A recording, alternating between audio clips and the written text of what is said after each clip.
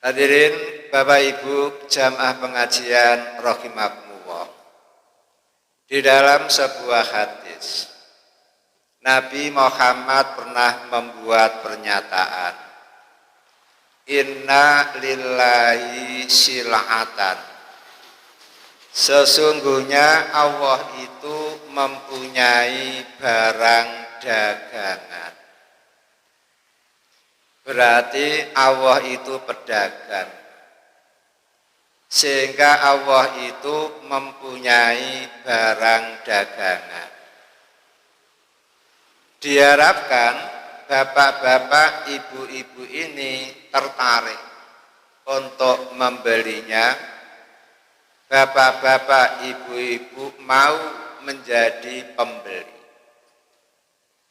Namun ingat, ala innasil atawah gholiyatun. Ingatlah, barang dagangan Allah itu mahal sekali. Betul-betul mahal. Tidak seperti perdagangan yang panjenengan miliki. Kalau panjenengan sebagai pedagang baju, paling-paling satu lembar baju berapa? Dunia mencatat, pakaian yang paling mahal sedunia itu pernah dipamerkan di Amerika, yaitu 14 miliar. Kemudian HP termahal sedunia juga 14,2 miliar. Itulah perdagangan yang ada di dunia ini. Ternyata Allah punya barang-barang yang dijual gholiyatun, betul-betul mahal. Kemudian apa yang dijual oleh Allah? Ala innasil atawah hiyal jannah. Ingatlah, sesungguhnya barang dagangan Allah adalah surga. Berarti Allah punya dagangan. Ternyata barang yang dijual oleh Allah bukan pakaian, bukan makanan, bukan kuliner, namun surga. Itulah yang dijual oleh Allah. Kemudian mengapa kok mahal itu? Kalau surga mahal, itu memang betul. Alasannya banyak. Pertama, arduha samawatu wal ardu. Luasnya surga itu seluas 7 langit plus bumi. Kalau tanah di Ciros ini per meternya berapa, Pak? Taruhlah ada yang 2 juta, ada yang 3 juta. Kalau di Surabaya, daerah perkotaan ada yang sampai 50 juta. Ada yang sampai 100 juta per meter. Ya tak? Sekarang kira-kira tanah di surga lebih murah apa lebih mahal? Kemudian kali seluas 7 langit plus bumi. Sehingga pantas kalau Nabi Muhammad mengatakan gholiyatun, dagangan Allah itu betul-betul mahal. Karena tanahnya saja seluas 7 langit plus bumi. Kemudian bagaimana bangunannya? Imam Bukhari menyatakan waliman khofa maqama rabbihi jannatan. Imam Bukhari berkomentar tentang ayat itu. Siapapun yang takut kedudukan Allah sebagai Rabb, takut kepada kedudukan Allah sebagai ilahun, sehingga dia menghambakan diri kepada Allah, akan memperoleh 2 surga. Jannatun min dahabin, 1 surga terbuat dari emas, wa jannatun min fiddatin, dan 1 surga lagi terbuat dari perak. Mari kita bayangkan mal-mal di Surabaya, di Jakarta, begitu indah, begitu bagus. Hotel-hotel berbintang 5 begitu indah, begitu bagus. Padahal dia terbuat dari bata merah, terbuat dari bata ringan. Kemudian lantainya paling mahal, Pak. Marmer mereknya Tesos, per 1 meter zaman dulu 6 juta. Seperti marmer yang ada di halaman Ka'bah, tahan anti sinar matahari. Walaupun tidak ada atap, tidak ada genteng, tiap saat tersentrong sinar matahari, marmer yang ada di sekitar Ka'bah dingin, siang dingin, sehingga orang tawaf pun walaupun di tengah siang hari tidak terasa panas. Mengapa? Karena Tesos. Itu yang paling mahal zaman dahulu. Sekarang surga terbuat dari emas, temboknya emas, leponya emas, lantainya emas, dindingnya emas, koconya emas, kayunya emas, semuanya serba emas. Kira-kira mahal apa tidak? Kan begitu. Makanya betul kata Nabi Ghaliyah, dagangan Allah itu betul-betul mahal. Dagangan Allah adalah surga, tanahnya saja seluas 7 langit plus bumi, kemudian bangunannya dari emas, dari perak. Kemudian lihat isinya apa? Isinya apa? Muttaqiina ala furusin batainuha min istabraqin. Surat Ar-Rahman, surat yang ke-55 ayat 54. Di surga ada tempat-tempat tidur yang tinggi-tinggi, Pak. Kemudian di situ ada kasur-kasur, Pak, yang isinya apa? Istabraqin, berisi sutra tebal. Bayangkan kalau kasur panjenengan paling-paling dari kapuk, kasur panjenengan paling-paling dari spon, Pak ya. Itu saja sudah luar biasa enaknya, membut-membut. Lalu bagaimana kalau kasur-kasur di surga itu isinya saja dari sutra yang betul-betul istimewa, karena intas minallah, madiin Allah sendiri, bukan madiin pabrik-pabrik yang ada di dunia. Kemudian ditambah lagi, Pak, di dalam surga fawakihu kasira, ada buah-buahan yang sangat amat banyak. La mamnu'ah, tidak ada larangan. Kepingin duren, makan duren pagi, sore, siang, malam, tidak ada larangan. Beda dengan di dunia, kepingin semongko saja harus menunggu siang hari. Kepingin makan anggur saja menunggu kalau sudah panas ben legi. Kalau pagi-pagi membuat perut sebah. Kalau di surga tidak ada larangan. Pagi oke, siang oke, sore oke, malam oke, jam berapapun yang namanya makanan surgawi itu cocok. Dan ternyata Makanan surgawi itu beda dengan makanan duniawi. Kalau panjenengan terlalu banyak makan semongko bisa murus. Kalau panjenengan terlalu banyak makan rambutan juga bisa sakit. Terlalu banyak makan durian juga bisa kolesterol dan lain sebagainya. Ternyata makanan surgawi tidak seperti itu sama sekali. Ghairu maktu'ah, tidak pernah telat, tidak pernah putus.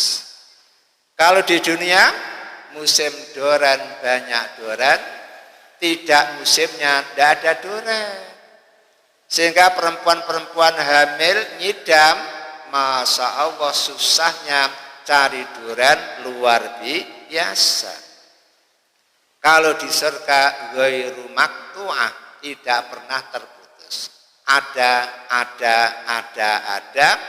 tersedia. Kemudian lebih hebat lagi apa? Makanan surgawi itu tidak membuat orang BAB. Minuman surgawi itu tidak bisa membuat orang sebentar-sebentar pergi ke kamar kecil. Kencing. Enggak. Lalu bagaimana? Makan terus tapi tidak BAB, minum terus tapi tidak kencing. Ta'amuhum khusaun. Kalau mereka sudah kenyang makan, khusaun. Cukup gelegen, langsung siap makan lagi. Setelah minum banyak lalu gelegen, langsung siap minum lagi. Dan ingat, bahu gelegennya Pak, rihu khusai kal miski, seperti minyak kasturi. Bayangkan. Ya mungkin kalau jenengan membau-bau kasturi di dunia Pak ya, ada yang tidak cocok sehingga ngeluh. Namun ingat, ini kasturi intas minallah, madiin Allah. Sehingga baunya luar biasa, menggairahkan, menyegarkan. Mungkin panjenengan pun pernah mengetahui, jenengan ketika berpapasan dengan perempuan, baunya harum seweger. Pernah enggak begitu Pak? Sehingga kantil di sini, astagfirullah, baunya saja seperti itu. Bagaimana orang-orangnya? Kan begitu. Itu baru madiin manusia. Bagaimana kalau madiin Allah Ta'ala? Kemudian ditambah lagi, di dalam surga tidak ada orang ingusen, tidak ada orang berdahak, tidak ada orang berbahu busuk. Semuanya serba harum. Tidak ada sakit, yang ada sehat. Tidak ada tua, yang ada semuanya tasubuh. Kita yang sudah tua-tua ini, kalau berada di dalam surga berubah menjadi muda semua, umurnya antara 30 sampai 35 tahun. Berarti rasa-rasanya orang baik. Mangan ya rasa, minum ya rasa, kemana-mana rasa, karena usia antara 30-50. Bahkan ada bonus. Apa bonusnya? Ru'yatullah, bisa melihat Allah, melihat wajah Allah. Sehingga di dalam hadis diterangkan, setelah penghuni surga masuk surga, penghuni neraka masuk neraka, lalu Allah Ta'ala matur, turiduna say'an azidukum, wahai penghuni surga, apakah kamu ingin tambahan-tambahan dari saya? Semua penghuni surga ngomong, ya Allah, bukankah engkau telah membuat wajah kami memutih bersinar.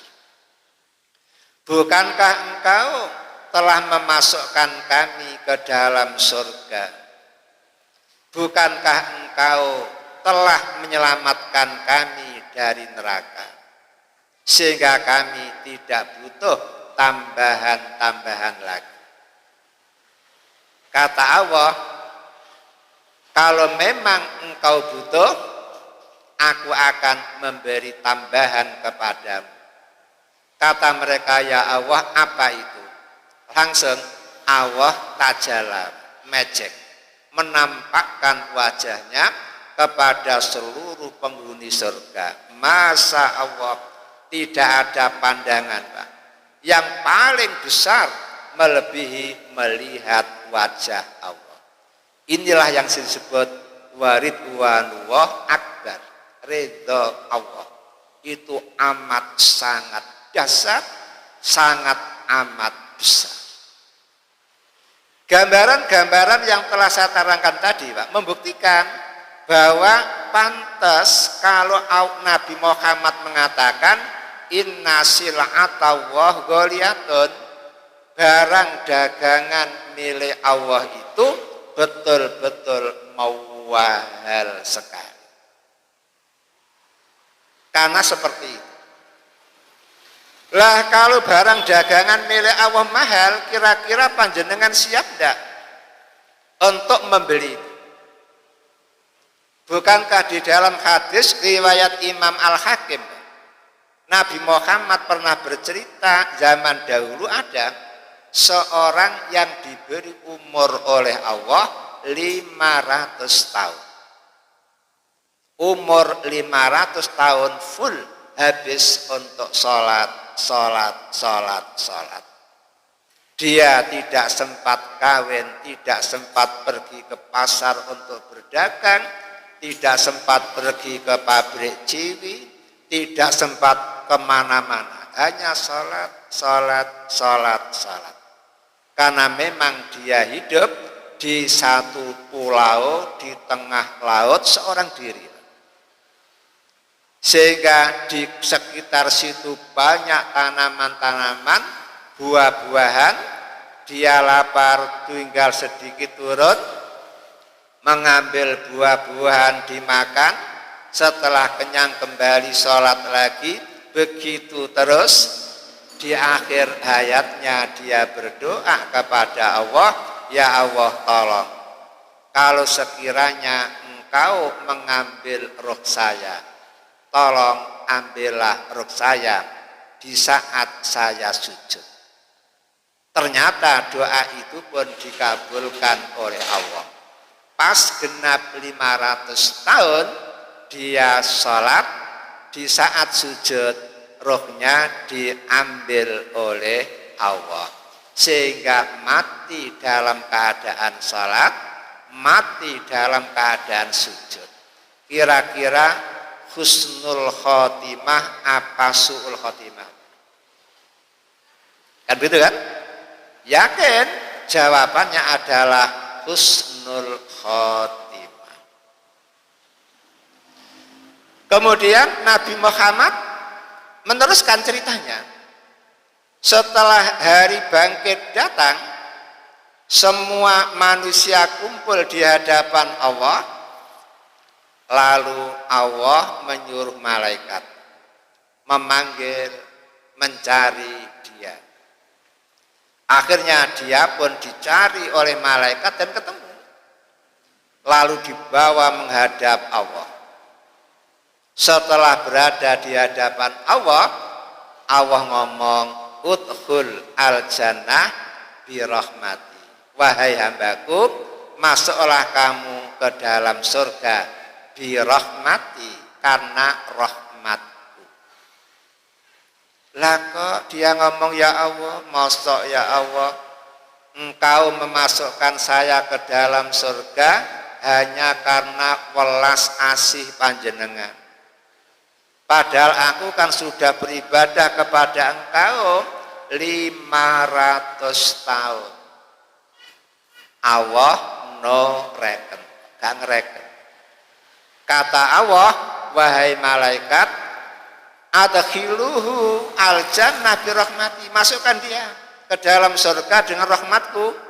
Si orang itu protes lagi sampai 3 kali. Karena apa?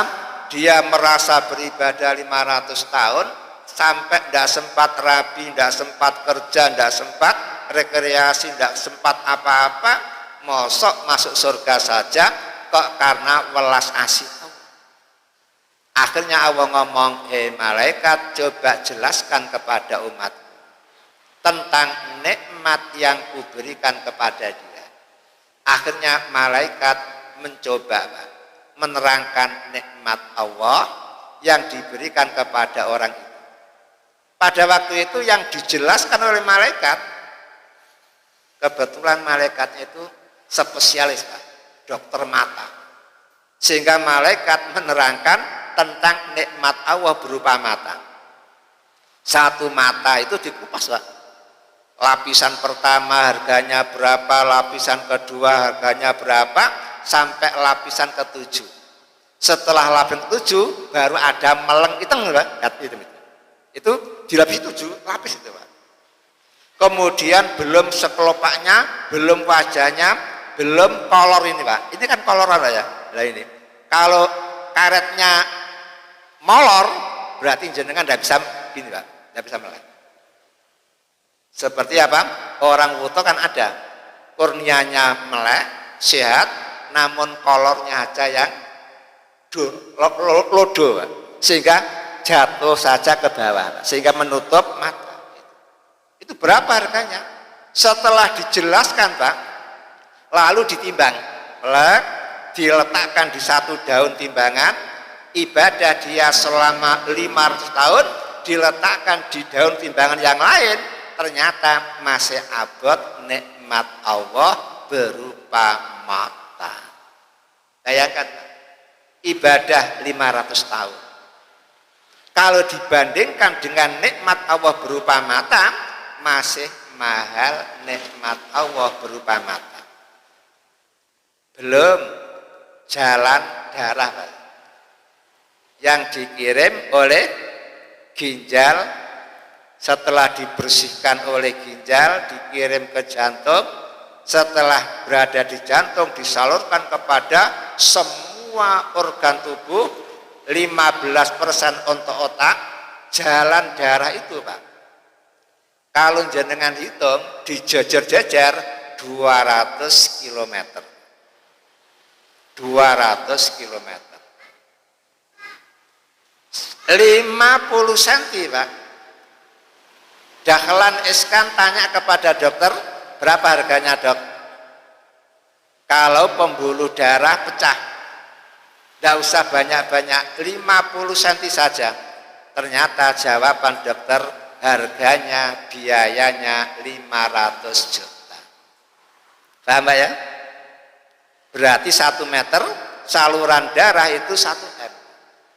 Kali 200 kilo, berarti panjenengan harus beli kepada Allah 200 triliun untuk memperbaiki saluran darah. Paham, Pak, ya? Itu baru mata plus jalur jalan darah. Bagaimana dengan otak panjenengan? Itu orang berusia 500 tahun. Full untuk beribadah, belum bisa sampai ke surga tanpa rahmat Allah. Sekarang bagaimana dengan panjenengan? Panjenengan sebagai umat Nabi Muhammad, Nabi Muhammad mengatakan a'maru ummati ma baina sittin wa sab'in, umur umatku antara 60 dan 70. Berarti apa? Tidak sampai 100, tidak sampai 500 tahun. Kemudian kalau panjenengan berpikir, Pak, panjenengan dikasih umur 60-70, Pak, kira-kira habis untuk ibadah apa habis untuk kepentingan pribadi, Pak? Nah ya, mari kita belajar matematika sama saya, Pak. Umpama taruhlah panjenengan umur 60 tahun. Mulai dari lahir sudah kerja. Tiap hari kerja berapa jam, Pak? 8 jam. Pak ya? 8 jam. Jam 7 masuk, 8, 9, 10, 11, 12 istirahat kan? Lalu jam 1 masuk lagi, berarti 2, 3, 4 pulang dari pabrik. Berarti tiap hari 8 jam. 8 jam kali swidak tahun, Pak, itu menghabiskan 20 tahun. Tuh, Pak, bayangkan, Pak ya. Hidup 60 tahun, habis untuk nyambut gawe 20 tahun. Untuk tidur, tidur itu sehat, Pak ya, siang malam 6 jam. 6 jam kali 60 tahun, Pak.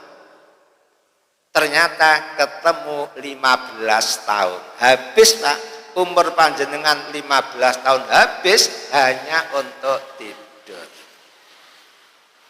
Ibu-ibu, Bapak-bapak, menghabiskan waktu untuk nonton televisi berapa, Pak, tiap hari? Kata penyelidik, Pak, oral muhakkikun, para peneliti mengatakan minimal untuk orang Indonesia ini nonton TV 4 jam sehari semalam. Lebih-lebih ibu-ibu ada ikatan cinta. Wes malah gagal mengaji gitu. Kuliahnya hanya di ikatan cinta. 4 jam, Pak. 4 jam kali 60 tahun ketemu 10 tahun. Jadi umur 10 tahun terbuang hanya untuk nonton TV. Sekarang makan. Jenengan makan sehari berapa kali, Pak? 3 kali. Sekali makan berapa menit? 20 menit. Kalau giginya banyak yang berlubang, Pak ya, suwe gitu. Berarti sekali makan 20 menit kali 3 berarti 1 jam. 1 jam, Pak ya. 1 jam makan kali 60 tahun, Pak. Ketemu 2 tahun setengah. Berarti umur jenengan hilang 2 tahun setengah hanya untuk makan. Nah ya, sekarang sholat. Jenengan sholat sehari semalam berapa kali, Pak?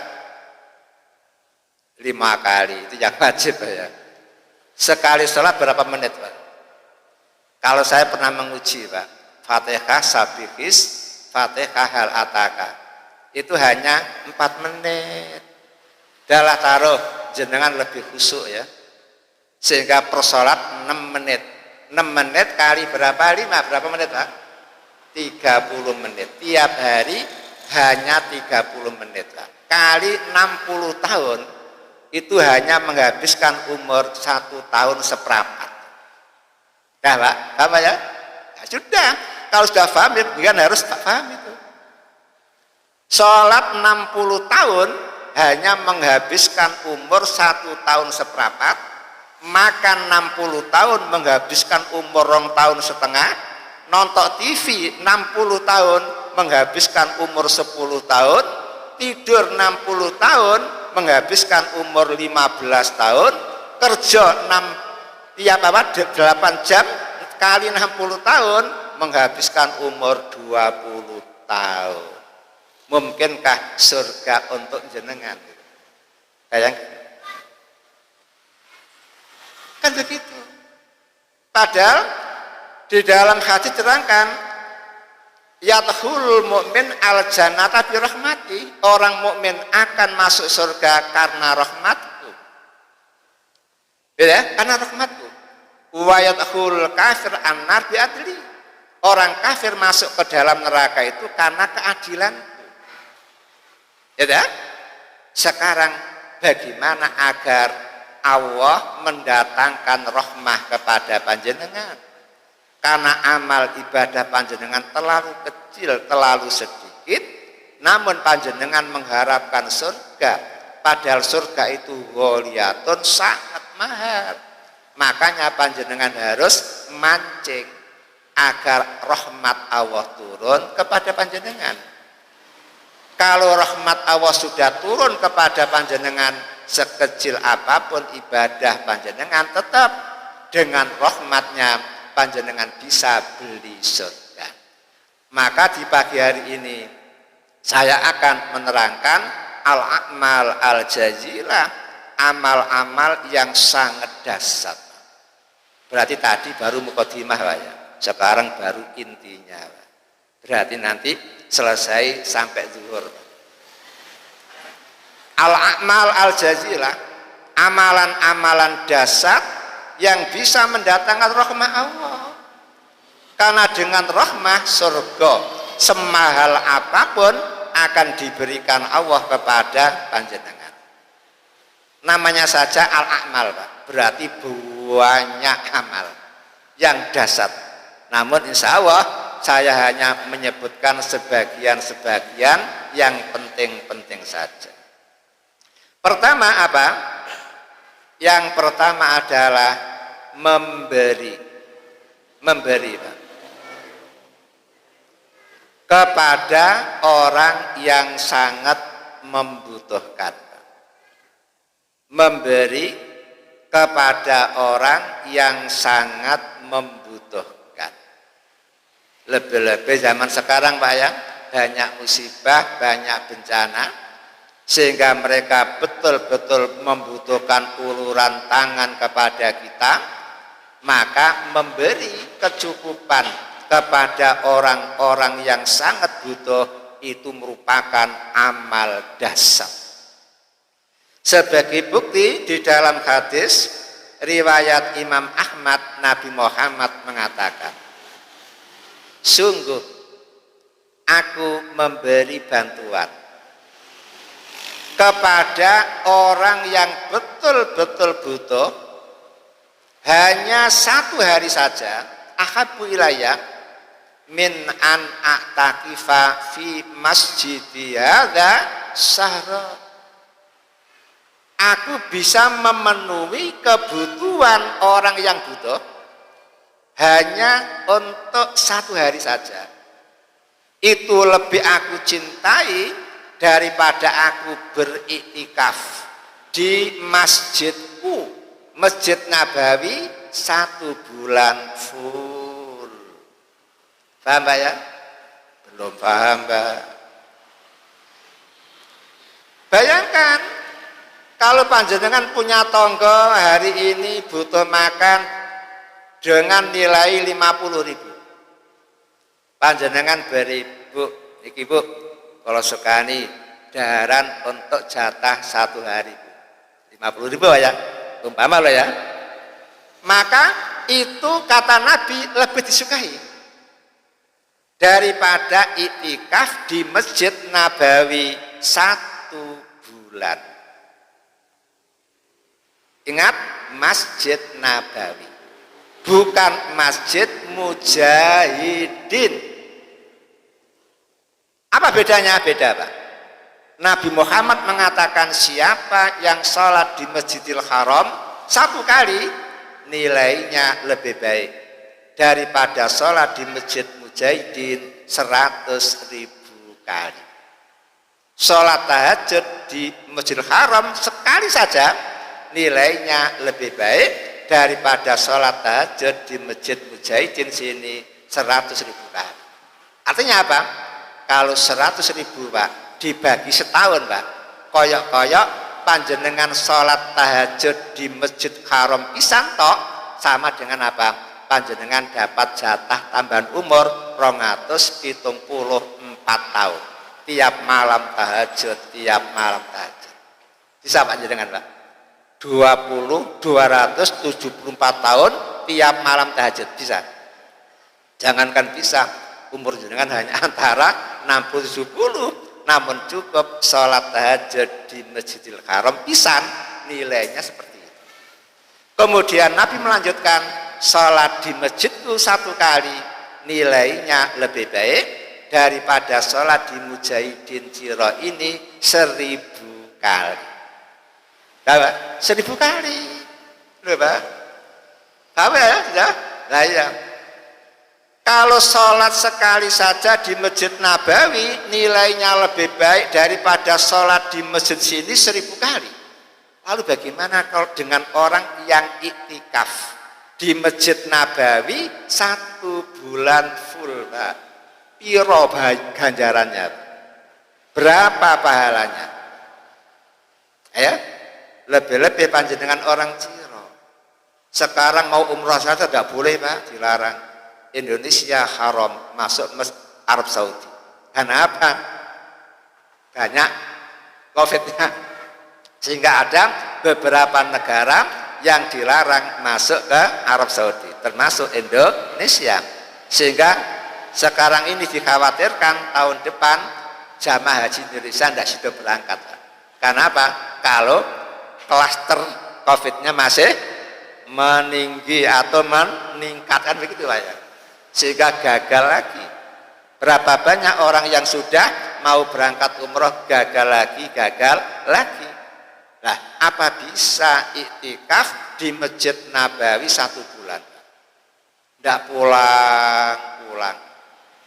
Ya kalau Bang Toyib tidak pulang-pulang paling-paling 2 lebaran, Pak. Lah kalau panjenengan iktikaf di Masjid Nabawi 1 bulan full tidak pulang-pulang, lalu bagaimana nasib anak, nasib ibu, istri, kan begitu? Itu ternyata masih kalah. Makanya panjenengan harus berpikir ke sana.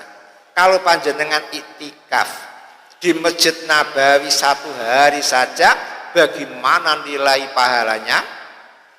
Lalu bagaimana kalau sudah 1 bulan? Kan luar biasa. Ternyata itu masih bisa dikalahkan dengan memberi kecukupan kepada orang yang betul-betul membutuhkan.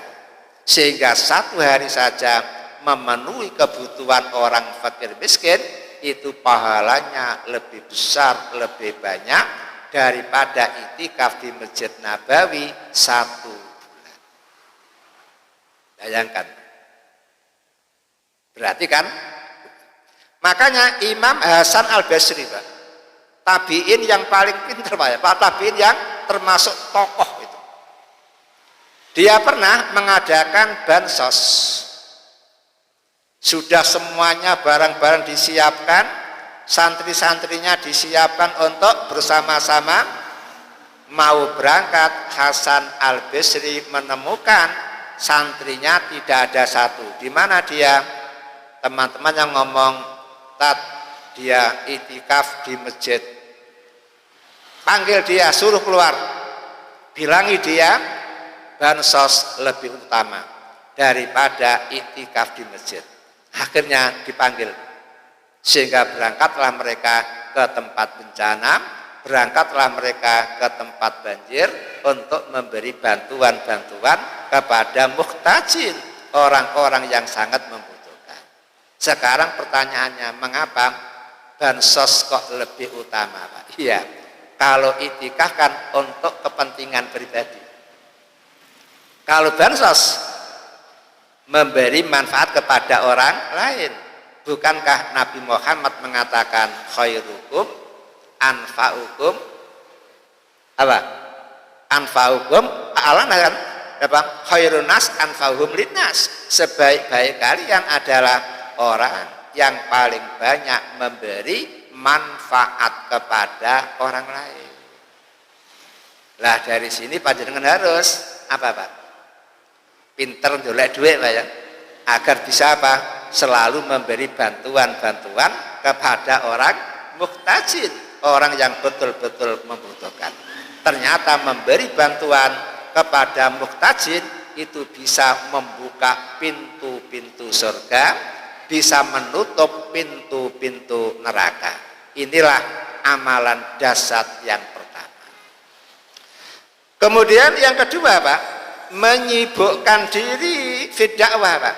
Menyibukkan diri di dalam dakwah. Ini merupakan amalan dasar, Pak.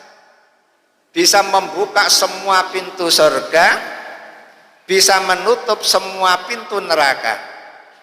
Di dalam Al-Quran surat Fussilat, surat yang ke-41 ayat 33, Pak. Allah mengatakan, wa man ahsanu qaulan mimman da'a ilallah wa amila sholihan wa qala innani minal muslim. Ayat ini menggambarkan, Pak, bahwa perkataan yang paling istimewa dalam pandangan Allah, tutur kata yang paling dasar dalam pandangan Allah adalah man da'a ilallah. Tutur kata yang mengandung dakwah, ucapan-ucapan yang mengandung dakwah. Begitu, Pak. Sehingga dakwah ini sangat dasar. Makanya orang kalau kepingin mudah masuk surga, kepingin pintu-pintu neraka tertutup untuknya, harus menyibukkan diri di dalam berdakwah. Sehingga semua orang mukmin punya kewajiban untuk ikut berdakwah. Hanya sayang masyarakat banyak yang teracuni oleh kata-kata yang dianggap indah, namun itu sebetulnya adalah racun. Apa itu? Masyarakat beranggapan dakwah itu harus pinter dulu gitu. Kalau ndak pinter ojo dakwah. Kata siapa? Nabi ngomong balighu ani walau ayalah. Kalau dakwah itu harus pinter dulu, Quran apal, hadis apal, semuanya apal. Kapan mulai dakwah? Apa bisa dijamin panjangan bisa apal? Kalau bisa berarti kan seumur hidup tidak pernah berdakwah kan? Makanya Nabi ngomong balighu anni walau ayat, sampaikan dariku walaupun satu ayat. Artinya apa? Walaupun panjenengan bisa satu ayat, dua ayat, satu hadis, dua hadis, maka itu pula yang harus panjenengan dakwahkan. Harus mendakwahkan, Pak. Yang penting apa yang panjenengan dakwahkan itu betul, ada dasarnya. Ini Qurannya, ini hadisnya. Kesalahan yang kedua, Pak, dakwah itu harus di mimbar. Kata siapa? Ini tidak mimbar ini. Mejoran ini ya. Dakwah itu tidak harus di mimbar, Pak. Di warung kopi bisa berdakwah, di kafe bisa berdakwah, di parlemen bisa berdakwah, di toko bisa dakwah, Pak. Coba contoh ketika di warung kopi, jenengan sedang ngopi, ada orang sambat-sambat karena istrinya sakit, anaknya sakit, dirinya sendiri sakit. Lah, kesempatan jenengan dakwah. Sabar Bu, sabar Pak. Insya Allah setelah ini akan diberi kesembuhan oleh Allah. Sudah dakwah. Lebih-lebih zaman sekarang dakwah itu lebih mudah. Karena apa? Ada YouTube, jenengan tiap pagi buka hadis riwayat saya satu hadis plus terjemahannya, jenengan share ke kelompok panjenengan, kelompok sepeda onto di share, kelompok Vespa di share. Kan luar biasa, Pak. Dibaca, oh ternyata kerja mencari ekonomi itu ibadah, ada nilai pahala. Hasil ada, pahala ada. Kan seneng, Pak ya. Daripada jenengan nge-share, ada banjir di share, ada kobongan di share. Apa pahala panjenengan? Sudah biaya, keluar biaya, orang membaca tidak ada pahala. Coba kalau hati yang di share, jenengan mengeluarkan pulsa sedikit, namun imbalannya dahsyat. Semakin banyak yang membuka, semakin banyak pahala yang panjenengan peroleh. Kemudian ada lagi, Pak, kesalahan masyarakat. Dai itu harus bersih dulu. Apa bisa, Pak, manusia bersih? Malaikat yang bersih, para nabi yang bersih, Pak, karena maksum. Kalau manusia biasa tidak bisa, tidak ada yang bersih, Pak. Mesti pernah kesenggol dalam perbuatan dosa. Coba siapa mubalak, siapa gus, siapa ustadz, siapa kiai yang tidak pernah dosa, Pak? melirik santrinya lama-lama dosa apa ora, Pak? Nah, iya.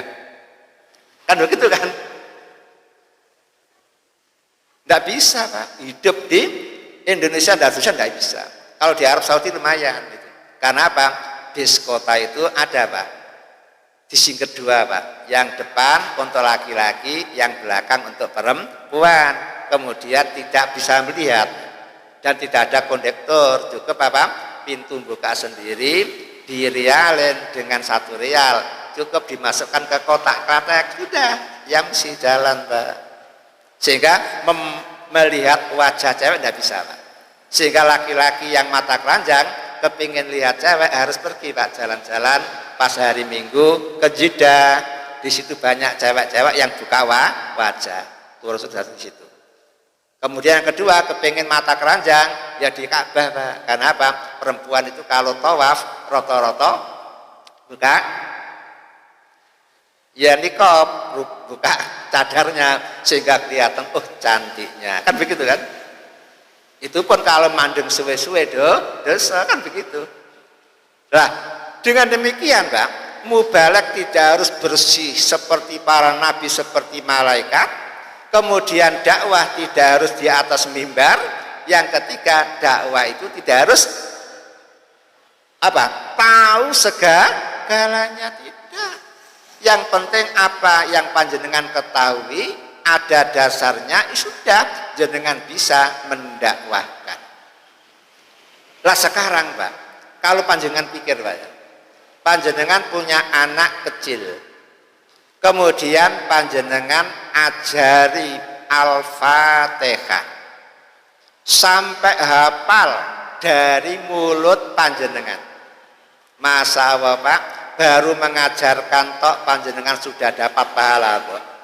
Alif lam mim, berapa pahalanya, Pak? 1 huruf 10 kebaikan. Alif lam mim 30 itu kalau menurut ilmu nahwu, Pak. Kalau menurut ilmu arut lain. Alifun, lamun, mimun. Berarti apa? Alifun, alif, lam, ya, fa, nun. Berarti 50, Pak, kebaikannya. Lamun, lam, alif, mim, nun mati. Karena apa? Tanwin itu kan bunyi nun mati.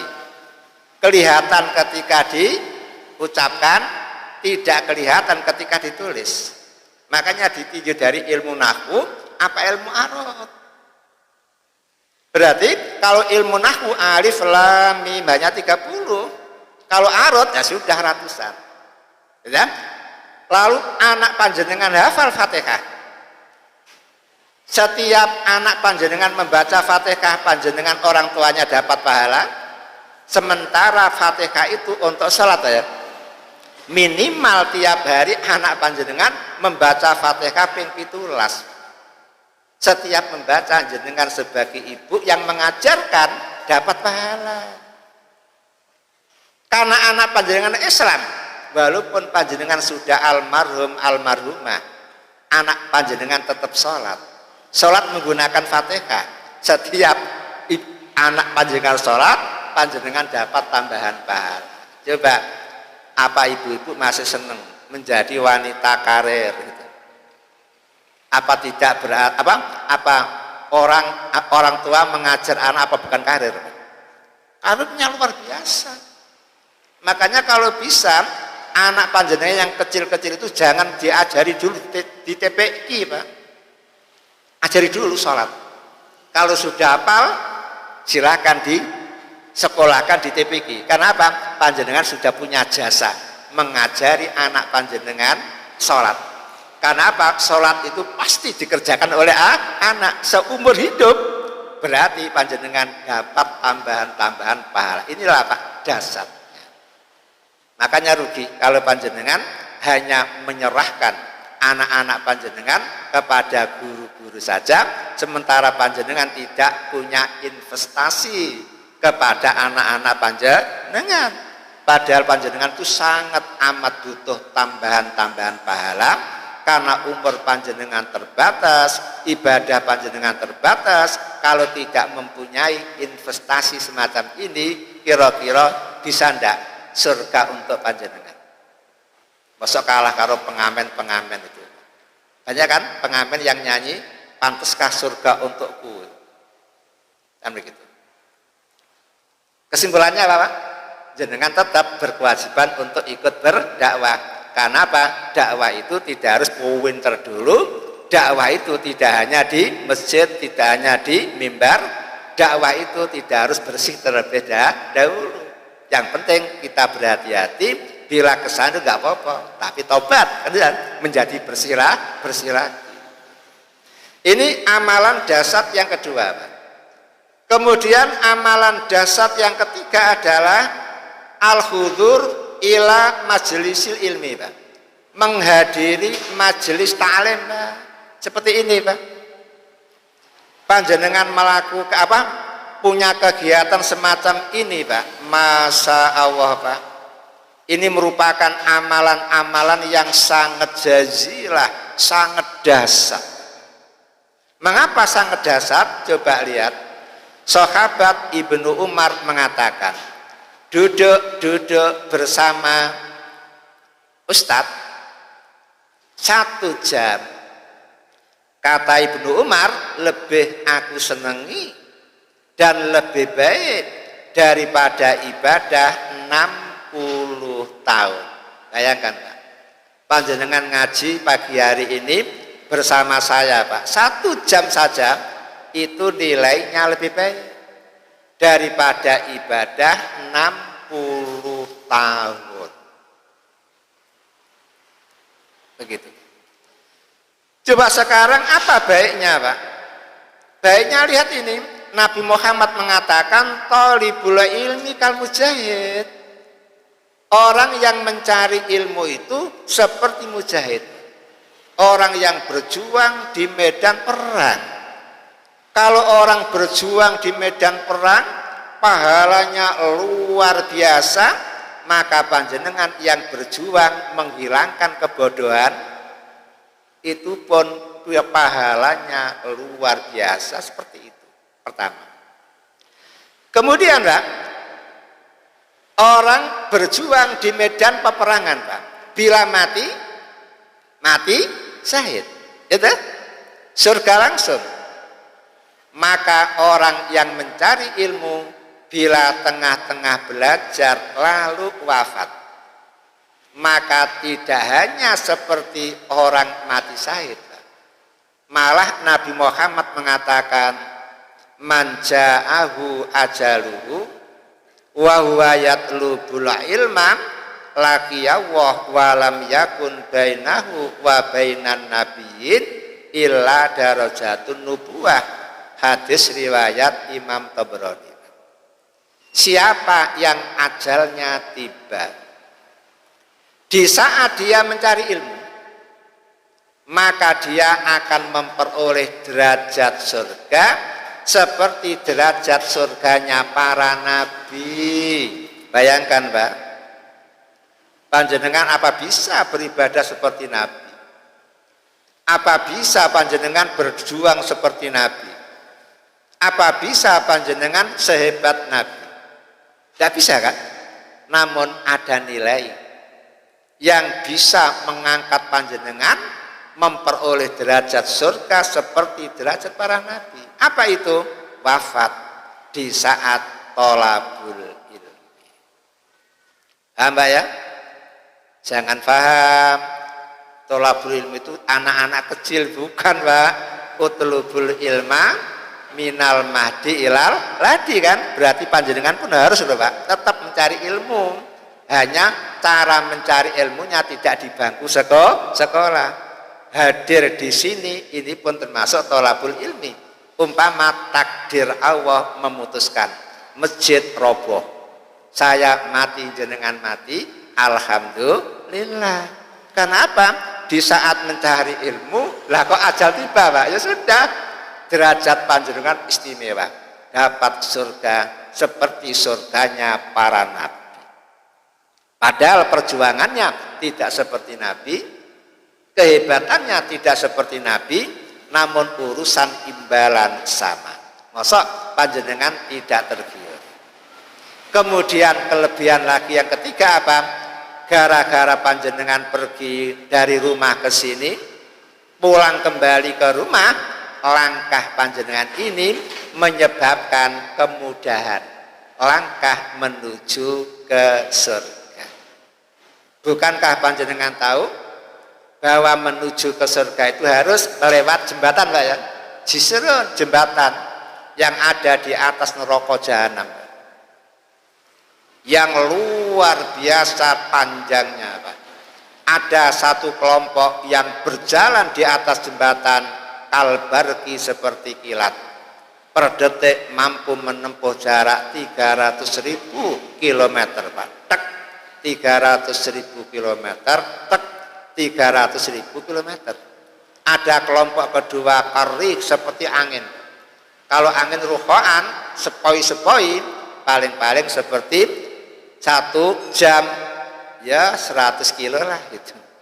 Namun kalau sore-sore 1 jam bisa menempuh jarak 700 kilo, persis seperti pesawat terbang, Pak ya. 1 jam rata-rata kecepatannya 700 sampai 800 kilo.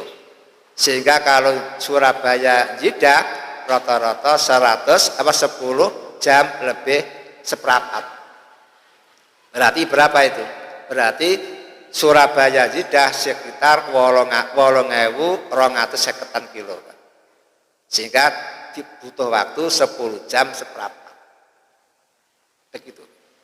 Kemudian ada yang berjalan di atas jembatan habuan, ngelesot, merangkak. Loh, Pak, bayangkan kalau takdir panjenengan harus berjalan di atas jembatan yang ada di atas neraka jahanam dengan merangkak, kira-kira lama atau tidak, Pak? Sumuk apa panas, Pak? Namun karena panjenengan sering melangkah menuju ke majelis ilmu, kesulitan panjenengan ketika berjalan dipermudah oleh Allah. Sahala, Allah mempermudah. Sehingga yang tadinya kena samurat, berdiri saja raka-rakahan, langsung samuratnya dihilangkan. Langkah panjenengan asalnya berat, langsung diringankan oleh Allah sehingga bisa lari cepat menuju ke surga. Makanya mumpung ada kesempatan, Pak, hadiri pengajian-pengajian, baru menghadiri saja sudah ada imbalan yang seperti itu banyaknya. Walaupun ketika ngaji tidak dapat tambahan ilmu. Karena apa? Yang mengaji bukan profesor, bukan doktor, namun tetap nilai kebaikan panjenengan peroleh. Syukur-syukur ngaji plus dapat apa? Tambahan ilmu. Lalu bisa diamalkan, itu lebih bermanfaat lagi, bisa mempermudah menuju ke surga. Kemudian perlu diketahui, Pak, majelis ilmu yang dikehendaki oleh Islam, Pak, adalah majelis ilmu yang itu, Pak, liyatafaqahu fiddin. Majelis ilmu yang betul-betul untuk memahami agama. Bukan majelis ilmu tempat fitnah, tempat menyebar gosip, tempat mencaci maki sesama mukmin. Bukan majelis ilmu yang tempatnya apa, Pak? Memecah belah persatuan, namun liyatafaqahu fiddin. Majelis ilmu baru dibenarkan oleh Islam kalau di dalam majelis ilmu itu betul-betul yang dikaji adalah agama, Al-Quran, Al-Hadis. Bukan untuk memecah belah persatuan, bukan menimbulkan fitnah, bukan menyebarkan hoax, namun betul-betul tafaqquh fiddin. Sehingga ngaji itu harus ada dasarnya. Kalau tidak ada dalilnya namanya dongeng. Kalau dongeng, waduh, kalau tutur pinular, apalagi, Pak, putaran, apalagi, Pak, film-film India loh, Pak, ya. Seperti itu aja dongeng. Ngaji dari begitu. Lah karena ngaji adalah liyatafaqahu fiddin, seperti yang digambarkan dalam surat At-Taubah, surat yang ke-9 ayat 122, maka panjenengan yang hadir di majelis ilmu harus biniyatin shodiqah, dengan niat yang benar. Makanya pembawa acara tadi mengatakan, sebelum kajian dimulai, mari kita menata hati. Itu namanya apa? Jenengan dianjurkan untuk berniat yang benar. Niat mencari ilmu yang benar, Pak, adalah untuk melaksanakan perintah Allah, untuk mencari ridha Allah, agar memperoleh ilmu Allah. Setelah dapat, lalu ditatbik, dipraktekkan dalam kehidupan sehari-hari. Itu baru niat yang benar. Makanya kalau ada orang belajar ilmu, Pak, kemudian niatnya salah, bahaya, Pak. Di dalam sebuah hadis riwayat Imam Abu Dawud dan Tobroni, Pak, Nabi Muhammad mengatakan, man ta'allama ilman mimma yubtagha bihi wajhullah la yata'allumuhu illa yusiba bi aradon minad dunya lam yajid arfal jannah yaumal qiyamah. Barang siapa mencari ilmu, dan mencari ilmu itu, Pak, mestinya harus karena Allah. Ternyata ada orang mencari ilmu tujuannya untuk mencari kekayaan dunia. Maka orang semacam ini besok pada hari kiamat lam yajid arfal jannah, tidak akan mencium bau surga. Padahal wa inna rihaha la yujadu min masyirati mi'ati amin, padahal bau surga, Pak, itu sudah tercium dengan jarak 100 tahun perjalanan. Tuh, Pak. Jangankan masuk surga, mencium baunya saja tidak dapat, Pak. Apabila panjenengan belajar tujuannya untuk mencari harta dunia. Makanya belajar itu harus untuk mencari ridha Allah. Menghadiri kajian seperti ini harus karena ridha Allah. Masalah nanti jadi apa, itu urusan kedua. Jangan ngomong, nak, habis SLTA masuklah ke kedokteran, nak, dan jadi dokter dua ya keliru, Pak, keliru. Masukkan ke dalam kedokteran dengan niat untuk mencari ridha Allah. Dene setelah berhasil menjadi dokter, itu ceperan kedua, begitu. Masa jangan lupa dalam surat Hud ayat berapa itu? 102 berapa itu? Mengatakan, siapa yang menghendaki dunia, maka akan kami beri dia. Namun besok pada hari kiamat la kholaqa, sudah tidak ada bagian. Bahaya kan? Begitu pula panjenengan di dalam melakukan sholat duha rutin. Karena apa? Dan rezekinya lancar. Lancar, Pak, betul lancar, Pak, betul lancar. Namun besok ketika bangkit dari kubur menghadap Allah, rapot panjenengan diberikan, panjenengan protes, ya Allah, di dalam rapot saya kok pahala sholat duha saya kok tidak ada sama sekali, padahal sudah saya laksanakan berpuluh-puluh tahun. Apa kata Allah? Sudah kubalas di dunia, sehingga di akhirat kamu sudah tidak dapat balasan pahala duha. Pak, Pak, kira-kira, Pak, rugi apa rugi? Kan begitu. Makanya yang penting itu Allah dulu, yang lain baru ceperan, kan begitu, Pak, ya. Nah, sekarang amalan dasar yang ketiga, Pak, adalah kademul ghaidhi, Pak, menahan amarah.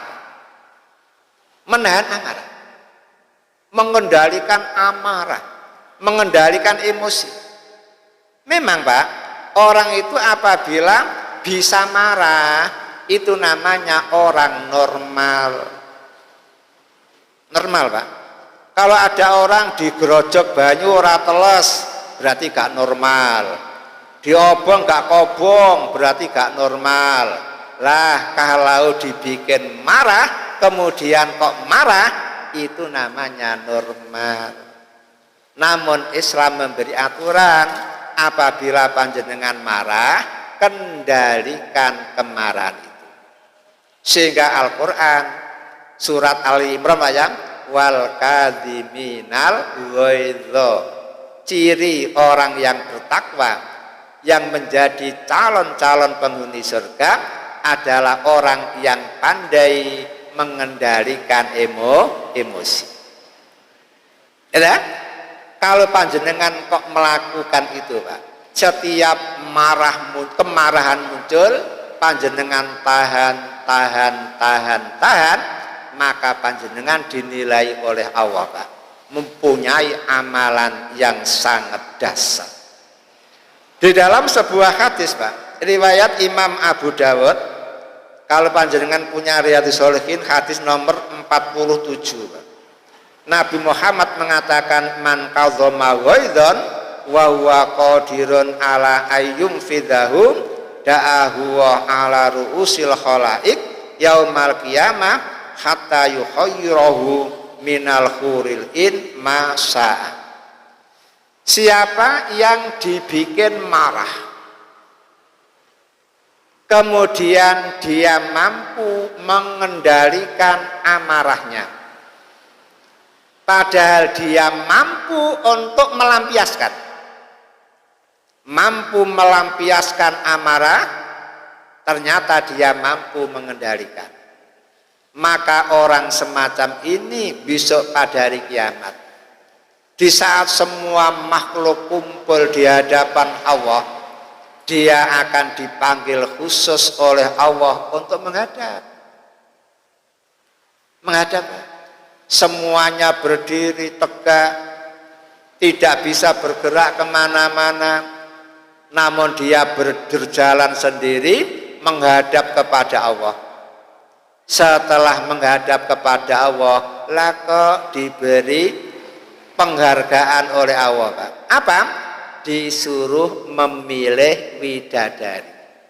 Berapapun yang disuka, ribuan, ratusan, ribuan, jutaan, silakan ambil. Sebelum yang lain-lain dapat bagian widadari, dia sudah disuruh milih terlebih dahulu. Bayangkan, Pak, istimewa apa tidak, Pak? Widadari saja diberi loh, Pak, apalagi surga, kan? Karena tempat widadari itu bukan di lokalisasi, di doli sana, bukan, tapi di surga. Ternyata tidak hanya surga yang diberikan, widadarinya pun disuruh milih duluan. Pak Sugeng belum dapat apa-apa loh, dia sudah disuruh milih, Pak. Masa semaunya milih yang manapun ya bisa, Pak.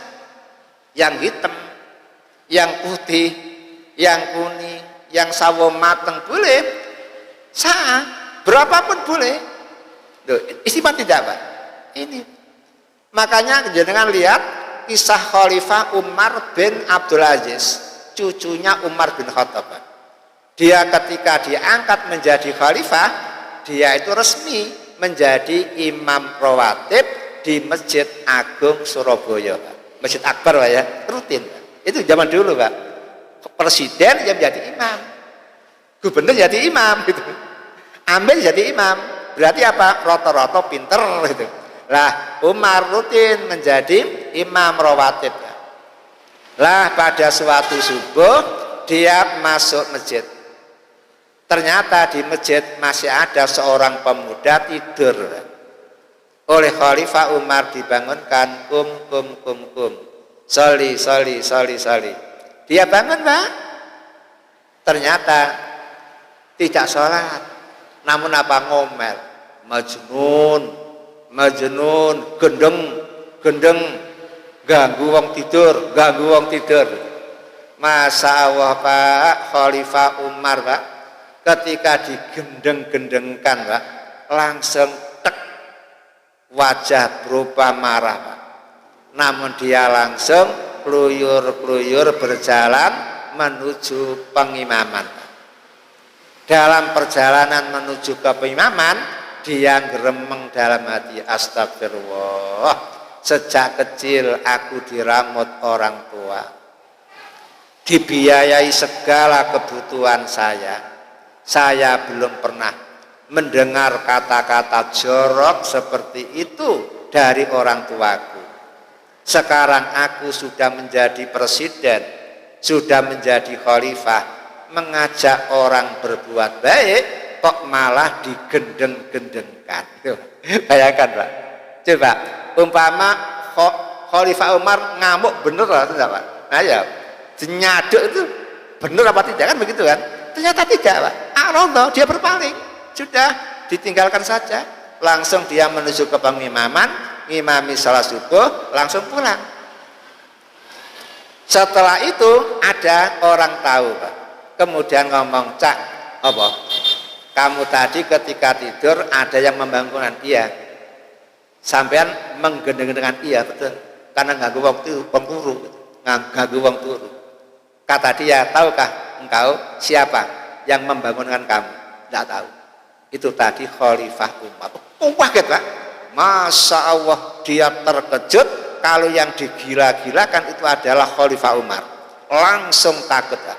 Saking takutnya langsung, Pak, hijrah ke Kalimantan. Karena khawatir ketemu lagi sama Khalifah Umar. Bayangkan. Inilah bukti bahwa Umar bin Abdul Aziz, Pak, bisa mengendalikan amarah. Namun pengendalian amarah ini khusus, Pak, untuk pribadi. Akan tetapi kalau Islam yang dihinakan, Nabi Muhammad marah. Beda, Pak, ya, dengan jenengan, Pak, ya. Kalau Islam dilecehkan, jenengan guyang-guyu. Kalau diri jenengan dilecehkan, ngamuk. Itu kurang pas, Pak. Tidak dapat hadiah ini, Pak. Kepengen hadiah dapat apa? Widadari yang banyak, silahkan. Kendalikan emosi, kendalikan amarah, dan itu manfaatnya banyak. Manfaat akhirat ada, manfaat dunia ada. Apa manfaat dunia, Pak? Gak gampang kena serangan jantung. Hadirin yang berbahagia, mestinya masih banyak amalan-amalan besar yang dahsyat yang bisa membuka semua pintu surga dan bisa menutup semua pintu neraka. Namun karena waktu sudah tidak mencukupi, saya akhiri sampai di sini. Kurang lebihnya mohon maaf. Akhirnya assalamualaikum warahmatullahi wabarakatuh.